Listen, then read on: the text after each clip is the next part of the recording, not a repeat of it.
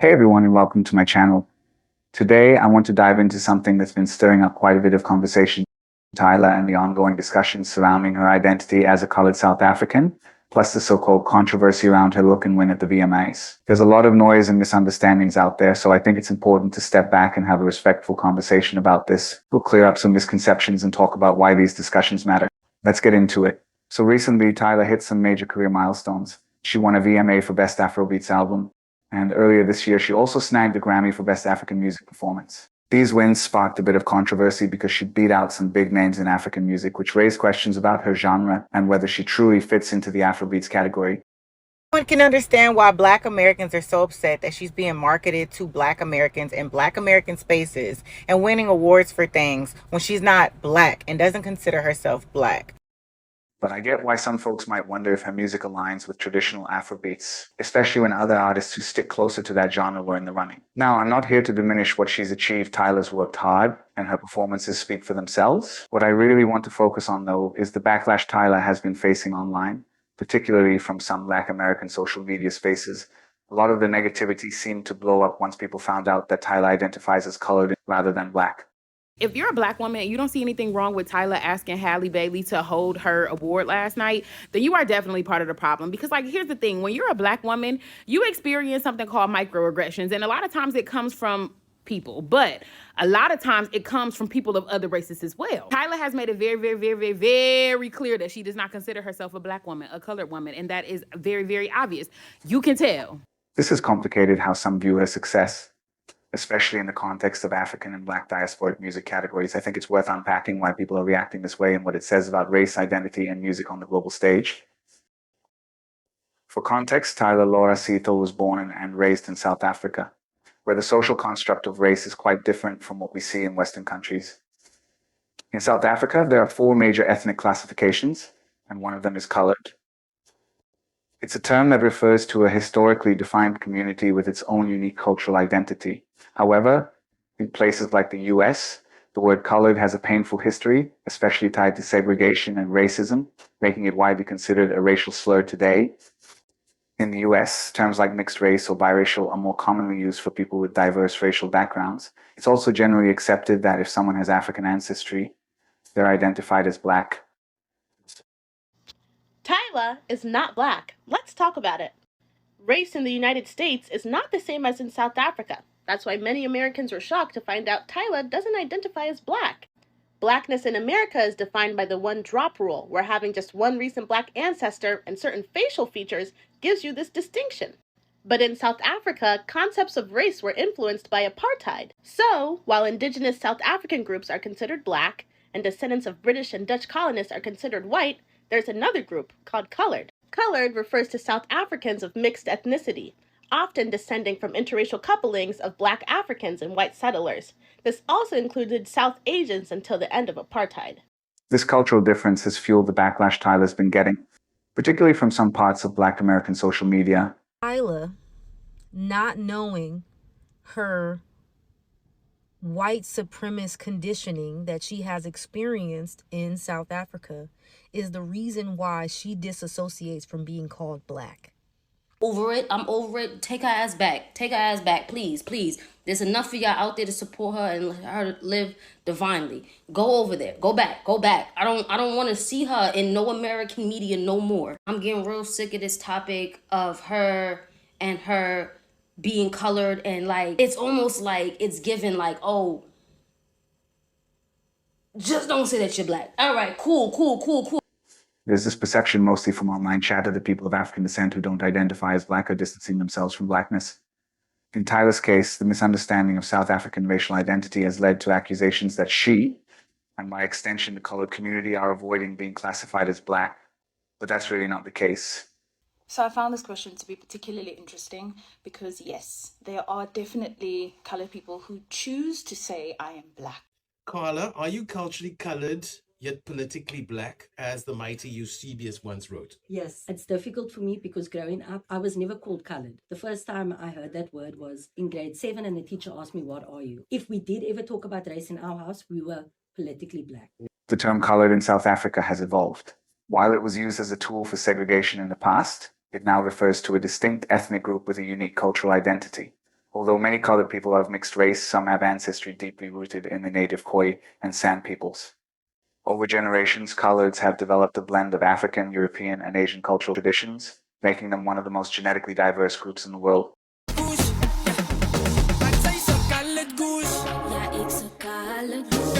The diversity in appearance, even within the same family, is remarkable. What sets the colored community apart in Southern Africa are their distinct cultural practices. They've created their own culinary traditions. Linguistically, most colored people are multilingual, often fluent in at least 2 languages, with many speaking 3 or more. I'm a Durban colored. Of course, it's one thing about 2 things. I'm a Durban colored. Of course, I stole my mother's tomatoes and potatoes to go make a bushfire with my friends. Wakan, let me make you fall on top of 1-2 things about a Durban slang twang, because you know we got that. That's disappointing. Bro absolutely dropped the ball with that one. I thought that one's gonna give way better ones. Jy het hom vet geraak and like that was always like a great thing, you know, in colored. Their cultural identity is celebrated in events like the Cape Minstrel Carnival, which honors their enslaved ancestors. Colored people carry with them a deep history and culture, and it's important to understand that their identity goes far beyond physical features. Colored superstitions. Part 1. If you come home past 12 o'clock at night, you have to walk in backwards because you don't want the demons to follow you. If your ma told you to keep the eggshells because she wanted to use it in the garden to help the plants grow. I think that's real. Compost. I think that's real. It is real. If you were younger and your father was braaiing and your mother said, stop playing with the fire because you're going to pee in the bed. Wait, what? What does the fire have to do with peeing? Because people always assume my hair's curly. We're colored in South Africa. Of course we come in different shades. This deep and diverse intermingling makes them one of the most genetically diverse groups in the world, with individuals within the same family often exhibiting a wide range of physical appearances. In fact, coloreds in South Africa and Namibia frequently have ancestry that spans Africa, Europe, and Asia. In Southern Africa, the colored community represents a distinct and deeply rooted ethnic group, often misunderstood or too quickly reduced to being simply mixed race or biracial. However, defining colored identity in such simplistic terms misses the richness of the history, language, and culture that sets this community apart. It's far more than just a blend of races. It's a cultural identity that has developed over centuries. Influenced by a complex history that includes indigenous African heritage, colonialism, and migration. To label coloreds merely as mixed race or light-skinned black fails to capture that we are not simply a combination of different parts, but a multifaceted group with our own unique identity. Such simplification ignores the cultural nuances, traditions, and lived experiences that shape who we are today. The African Political Organization, founded in 1902, was composed entirely of colored members. Its leader, Abdullah Abdurrahman, was a key figure who championed colored political activism for many years. While the term colored was formally codified during apartheid to label those who were neither white nor part of the Black Bantu tribes, the community existed long before this legal classification. Historically, they were referred to as free blacks, Basta or Olam. The identity and existence of colored people predate apartheid and reflect a rich, complex history that extends far beyond the confines of that era's oppressive racial categories. A lot of Black Americans might have encountered the word colored without fully understanding the context behind it, which understandably leaves a bad impression. That's probably contributed to some of the dislike for Tyla. No matter what she does, it seems like some people are quick to criticize, especially in American media, and even more so in Black American media. This creates a perception that she's somehow out of touch, or uppity. For example, there have been videos accusing her of being rude or not understanding American social norms just because she asked someone to hold her award.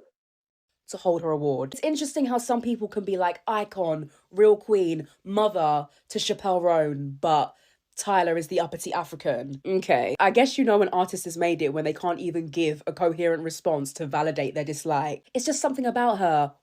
While saying please and thank you, I really don't see how being polite translates to arrogance. Meanwhile, other artists like Olivia Rodrigo have done similar things without facing the same kind of backlash. There's definitely a double standard at play here. It seems like the inability to move past the colored label is driving much of the criticism, and honestly, it feels anti-African, even if that's not what people intend. It was actually one of her fans who pointed out that she's colored and not Black. While I don't think it was necessary for the fan to highlight this, Tyla shouldn't have to downplay or hide her heritage either. As someone from a similar colored background, I wouldn't take offense if someone called me black.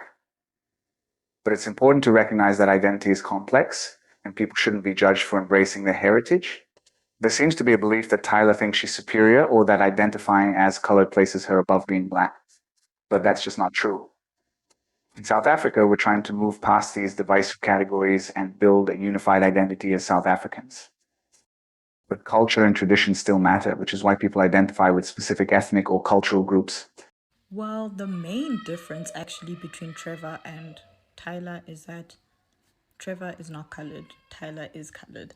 And that's the part where I feel like you won't understand unless you're South African and you live with us and you know us. But that's why there's a difference between mixed and colored. That's why when people that aren't South African are like, can we just call her mixed? It's like, Blackness in South Africa is more nuanced than in many Western countries, as it includes a variety of ethnic groups like Zulu, Xhosa, Sotho, and others. Identity here is closely tied to cultural heritage. Tatam has the news on, so like, please just ignore that. Like, don't pack up. But anyway, I get like a lot of questions like, how do you speak Xhosa? Where do you learn how to speak Xhosa? And like, I think it's a bunch of reasons. Like, number one, I'm mixed race. But race in South Africa is often more about cultural and ethnic affiliation than skin tone. Colored people can be light or dark-skinned, and many monoracial Black South Africans are lighter-skinned than some coloreds. Our identity isn't about adopting aspects of another culture. Instead, it's rooted in our own distinct history, language, and lived experiences. There are several groups in Southern Africa with brown to light brown skin, often due to ancestral mixing with the native Khoi and San peoples. Some individuals may also have more diverse ancestry, contributing to their varied appearances. Identity in Africa is shaped by cultural and ethnic diversity, and applying Western racial categories doesn't capture this complexity. For instance, groups like the Habesha in Ethiopia and Eritrea don't consider themselves Black, they identify as Haitian. Similarly, many Somalis don't see themselves as Black, but as Somali. Arab, some of them identify as being Black. Colored identity goes much deeper than external traits. Just as you can't become Zulu simply by learning the language or eating the food, you need to be born into that culture. Our identity is rooted in our own distinct history, language, and lived experiences. However, having an ambiguous look or lighter complexion doesn't automatically make someone colored. Defining colored identity based solely on lighter skin is not only inaccurate, but also overly simplistic. The reality is that colored people can have a wide range of appearances. Some may resemble other ethnic groups, while others may have darker skin than some native South Africans. This diversity is a central aspect of what it means to be colored. It's an identity that cannot be confined to skin tone alone. Colored people carry with them a deep history and culture, and it's important to understand that their identity goes far beyond physical features. One more point I've seen come up is the claim that Tyla isn't Black but Indian because her dad is apparently Indian and therefore she is appropriating Black American culture. Tyla is South African through and through, and both parents are more than likely colored and therefore of African descent. It's important to understand that colored people in South Africa often have incredibly diverse ancestry, including African, European, and Asian roots. It's not uncommon for colored individuals to look Indian, even when they have no recent Indian ancestry. For example, in my own family, I have multiple family members who wouldn't look out of place in India, while others could blend in other parts of Africa, or any other country with extremely mixed people, and same with former Miss South Africa Tamara Grieg, who is fully colored. Yet many mistake her for being of Indian descent. Additionally, coloreds, especially those from KwaZulu-Natal or the Western Cape, can have Indian or Arabic surnames without necessarily having direct ties to those ethnic groups. Former Miss South Africa Tatum Keshwar has an Indian surname, but her family has been part of the colored community for generations. Check here, man. Yesterday I experienced the nicest racism ever. This lady, as I'm getting out of the car, comes to my car and she's like, "Sir, can you please help me? My car won't start." I'm like, "Of course, ma'am, I'll help you." Now I ask her what's wrong. She said she can't turn the key. I'm like, "Oh shit, her battery's dead." Nah, can't the steering wheel's just locked. So now I turn the steering wheel, turn the key in the ignition. Then the car is working. I get out of this car, this lady give me a hug. I'm like, yo, she's so kind. Then after she lets go of the hug, she smiles and she's like, "You know, your people are so helpful. They know how to do everything." The fuck does she mean, my people?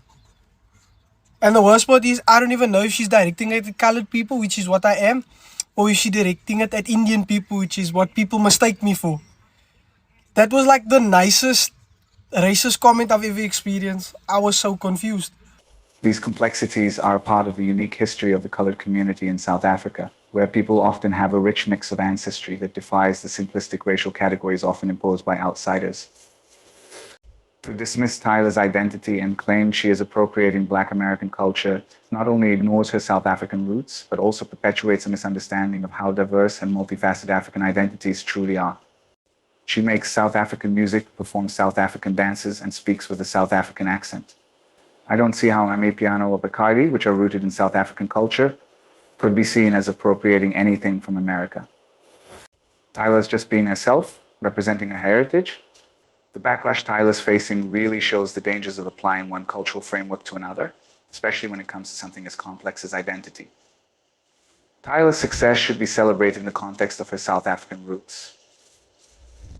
Misunderstanding her ethnicity only highlights the need for more nuance and empathy in global conversations about race. She reflects the beauty of South African and African diversity. I hope I was able to give you a clear understanding of what it means to be colored in Southern Africa and why Tyla refers to herself that way. Thanks so much for watching. If you found this interesting, feel free to like, share your thoughts in the comments, and subscribe for more content like this. Catch you next time.